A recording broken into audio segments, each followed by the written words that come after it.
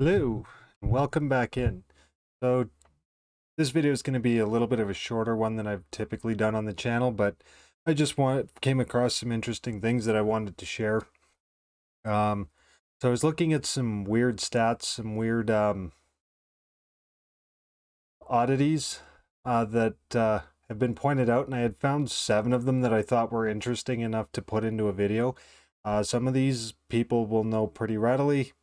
A couple of these will probably be obscure, and I would think that one of them will surprise a good number of people. So I had a lot of fun looking them up, and I figured I'd share them with you. So the first thing we're going to cover is the old Central Division. So before the NHL realigned to 4 divisions, being the Pacific, the Central, the Atlantic, and the Metro, there were 6 divisions that had 5 or 6 teams each, depending on the division that they were in. And the realignment was actually mostly just so you could fit more teams into the league. So the old Central Division actually consisted of the Chicago Blackhawks, the Detroit Red Wings, the St. Louis Blues, the Columbus Blue Jackets, and the Nashville Predators.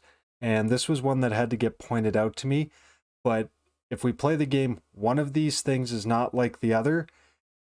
We actually realized that the Nashville Predators are the only team in the Central Division at the time that didn't have a color associated with their name. And when I first heard that, I was like, that can't be right. And then I started going through the Central Division, but I was going through the current Central Division, which includes the Winnipeg Jets, it includes the Arizona Coyotes, the Minnesota Wild, and the Colorado Avalanche. And I'm like, that's not right. And that's when I backed up to the old divisional system and realized, yeah, at one point they were the only one in their division not named after a color. So that was kind of interesting to me, and that's what caused me to start looking at some of these other ones. So another one that I pulled up was the most games between 2 goals.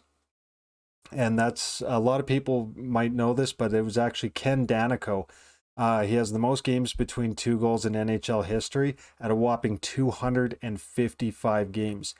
So even at the current schedule, you're looking at about 3 full seasons, give or take, that he went without scoring a single goal. Ken Danico also, that was not what he was there for.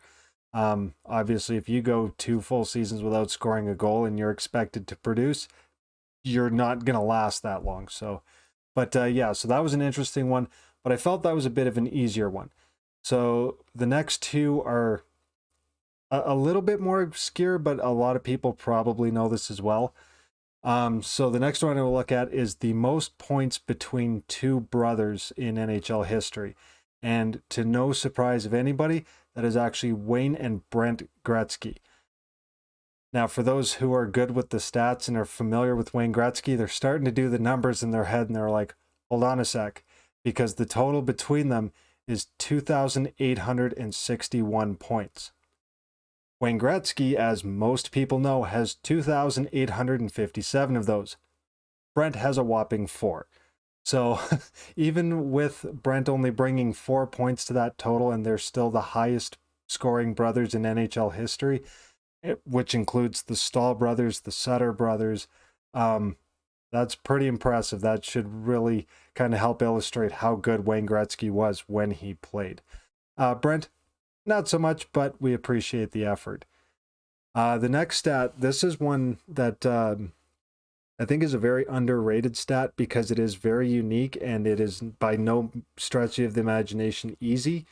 And that is the most shorthanded goals by a player in one game. And that's held by Theoren Fleury, where I think it was I want to say in 1989, he had actually scored a hat trick. So 3 shorthanded goals in a single game. There's a lot of teams that might only get 3 shorthanded goals in their season. So very impressive that you're on the penalty kill enough for that to potentially be a thing, but also be skilled enough that you can create that position. So again, we hear about, 5 goals, 5 different ways, 50 goals in 50 games.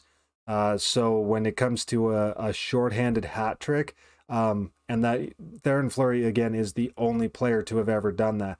and I don't think there's any reason that we could think that someone else will do that again anytime soon. So yeah, fun little one. So now I've got a couple more stats here that are a little bit more obscure, but not exactly weird. The highest points percentage in a single season for a team actually belongs to the 1929-1930 Boston Bruins. Now, at that point, the NHL was only played in 44 games. But out of 44 games, they managed to win 38 of them. So that gives them an effective point percentage of .875. No team will ever get that many points or that high of a point percentage. It's not going to happen. So that's pretty impressive, and a stat that I didn't know until I started looking into these. And one that struck my curiosity was the fastest hat trick ever scored. And that was scored by Billy Mosienko. I think I'm saying that correctly. Back in 1952, where between the first and the third goal only took him 21 seconds.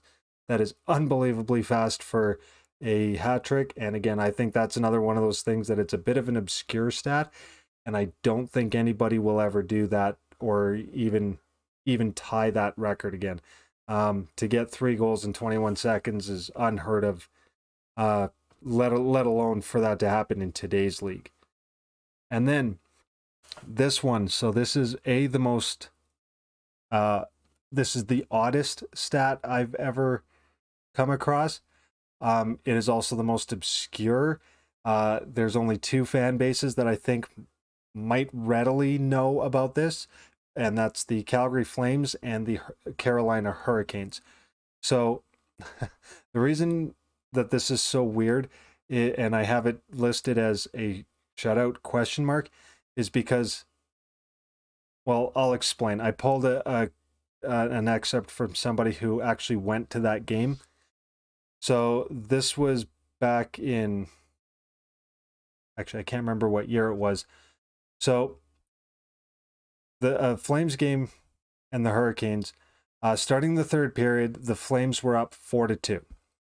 The Flames had scored, and then the Canes had scored twice. So the score was 6-3 in the early of the third period. About 8.5 minutes left in the game, the Canes had pulled Cam Ward. So yeah, you're probably looking over 10 years ago this game was then. So they'd pulled Cam Ward, and they'd put in rookie goalie Mike Murphy. It's his first game in the NHL. It's, who knows, maybe he can pull out a shutout. Let me explain. So the Canes score again to make it 6-4. With about 2 minutes left, Carolina pulls the goalie. Iginla scores on the empty net to make it 7-4. So, if you're keeping track, the Hurricanes score another 2 goals in the dying minutes to make it 7-6. That's the final score. Iggy's empty net goal wound up being the game-winning goal. So now, Mike Murphy, if you're keeping track, officially lost his first NHL career game as a shutout. He was in for 8.5 minutes. He only faced 2 shots.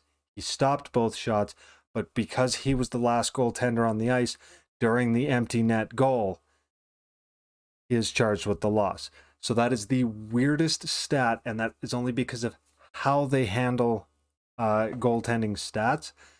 Again, Mike Murphy is officially the owner of the only shutout loss in NHL history. So, yeah, that's a weird one. If anybody knew about that before this video, kudos, congratulations. You clearly like doing your research on weird stats. But yeah, I thought that was a cool one to share. Is there any interesting stats that you might know of? Don't be afraid to drop it down in the comments section down below. Which of these stats that I talked about, which one is your favorite? Which ones did you know about? Which ones didn't you know about? Let me know. But until the next video, please stay happy, stay healthy, stay safe. Thank you, and all the best.